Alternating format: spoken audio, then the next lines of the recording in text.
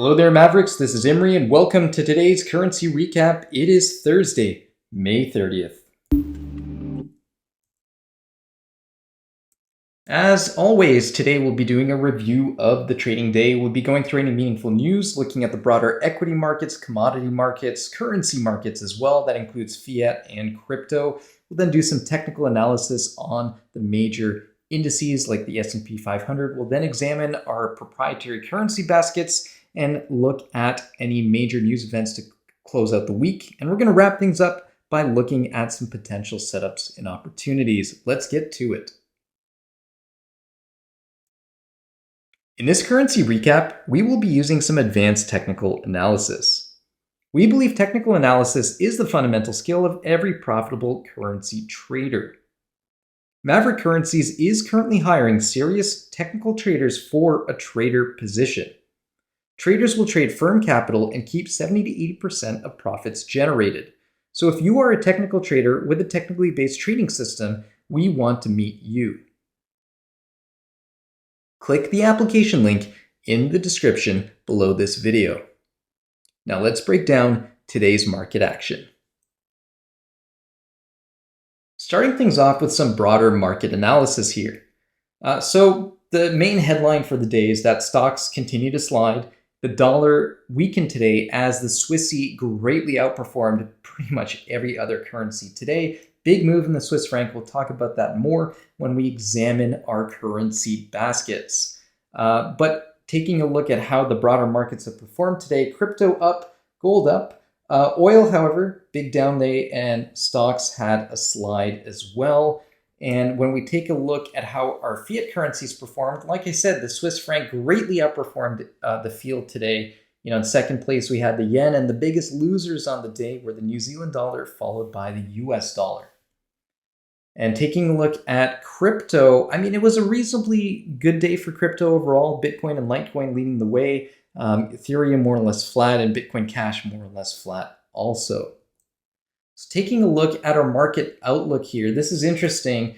So we're below the 20-period moving average. We're above the 50-period moving average, and the slope is kind of flat. Like the 20-period slope is still positive, but the 50-period slope is flat. So I guess, that kind of leaves us somewhere between a 0.5 to a 1, slightly bullish, but it's a big departure from the +3 that we had in the markets just very recently.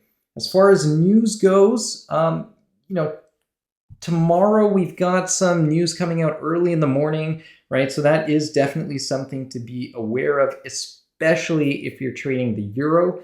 So we've got some inflationary data coming out of the Eurozone right around 5 a.m. Eastern. That will be something to keep an eye on. As far as, and then a little bit, couple hours later, we have GDP news out of Canada, and then the core PCE price index, so inflationary data out of the US. As far as today's news events go, well, the big one on the calendar was the preliminary GDP report, which came in pretty much as expected. No major departures there from consensus expectations. Same with unemployment claims, so we're pretty much right in line with the forecast. Okay, moving on now to some currency analysis. All right, so here's our velocity scoreboard. Swissy at a strong +3, the yen at a +2. CAD and the pound kind of flat as far as velocity is concerned. And then on the negative side of the spectrum, we have the Aussie, the euro, and the dollar at a -1, and the Kiwi dollar at a strong -3. All right, so we're now going to look at some possible setups and opportunities as we head over into TradingView. So this is really interesting. As usual, we're going to go through these currency baskets one by one. So the yen did have a strong start to the day, but as you can see, we've given back a lot of those gains. Now, if I draw some fibs over this daily candle today, we've already given back over 50% of those gains. That does not bode well for me as just as a general technical guideline. If you start the day off strong in either direction, then give back 50% of that move or more, that leaves you in a tricky spot for tomorrow. So, looking at tomorrow's price action, I wouldn't be surprised to see the yen weaken. I just don't see that many strong pro-yen setups at the moment. As far as the dollar goes, this is something that I called out a couple weeks ago, where I was saying, hey folks, watch out if we run into the underside of this trend line and then reject it. that's kind of what's happened. We rejected it, traded back to where we were on May 21st, and we sprang right back up, and now we're kind of just chopping around. So this kind of consolidation under a trend line is very, very interesting.